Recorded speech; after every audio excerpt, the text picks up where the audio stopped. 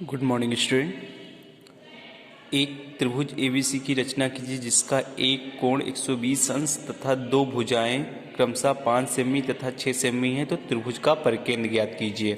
तो सर्वप्रथम आप ए बी सी बराबर 6 सेमी का एक रेखाखंड खींच लीजिए। हाँ, रचना में देखो, वैसे भी हमने रचना भी किया। सर्वप्रथम रेखाखंड बी सी बराबर 6 सेमी खींच लिया। उसके बाद आप इस बिंदु बी से, ये बिंदु आपका बी है, इस बिंदु बी से 120 पटरी प्रकार की सहायता से कहा है, तो हम बिंदु बी से 120 अंश का कोण बनाएंगे। तो आप क्या करो, गोला मतलब प्रकार की नोक यहाँ रखोगे, आधे से कम दूरी लेकर एक इस तरीके से वृत्त बनाओगे, अर्धवृत्त। उसके बाद उसी दूरी से प्रकार की नोक यहाँ रखेंगे, एक पहला चाप इस तरीके से और दूसरा उसी दूरी से फिर प्रकार की नोक यहाँ रखकर एक चाप यहाँ रखेंगे। चाप रखने के बाद प्रकार की पटरी की सहायता से आप इसको इस तरीके से एक किरण खींचोगे। क्या खींचेंगे? किरण खींचेंगे। तो हमने अगले स्टेप में यही दिखाया है, प्रकार पटरी की सहायता से बिंदु P पर 120 अंश का कोण बनाती हुई BY खींचा। तो ये किरण हमने खींची है। अब BY से रेखाखंड AB बराबर 5 सेमी खींचा। तो यहाँ प्रकार में 5 सेमी की दूरी, पटरी की सहायता से 5 सेमी की दूरी लेकर यहाँ पर B बिंदु पर प्रकार की नोक रखते हैं और 5 सेमी का एक चाप लगाते हैं। फिर पटरी की सहायता से इस बिंदु का नाम हम रखेंगे A और पटरी की सहायता से हम इसको इस तरीके से मिला देंगे।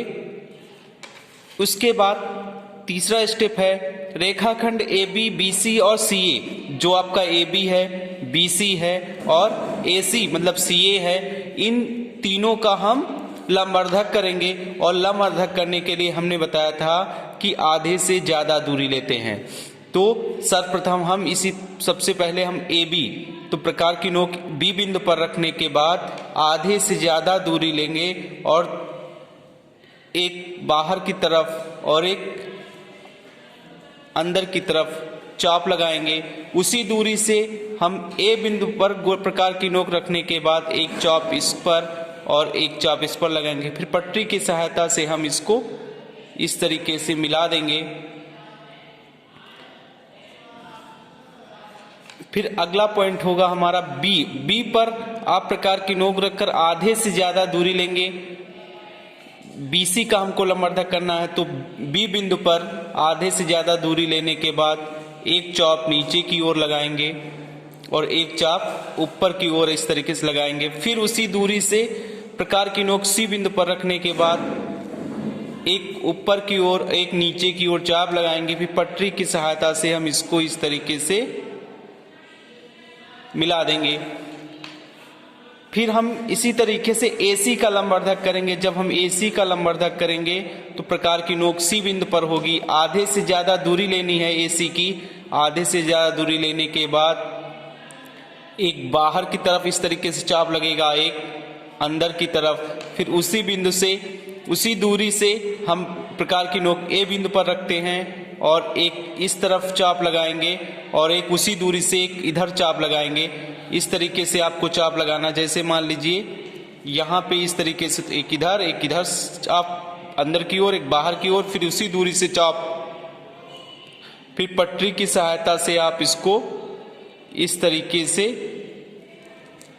मिला देंगे। तो जब मिलाने के बाद देखते हैं कि तीनों बिंदु O पर मिलते हैं, यहाँ O पर मिलते हैं, अतः हम कह सकते हैं कि इसका परिकेंद्र, अतः बिंदु O त्रिभुज ABC का परिकेंद्र है, क्योंकि तीनों को जब लंबवर्धक किया तो एक ही बिंदु पर मिलते हैं और ये बाह्य क्षेत्र में स्थित है। इस प्रकार आपका ये त्रिभुज बनकर तैयार हुआ।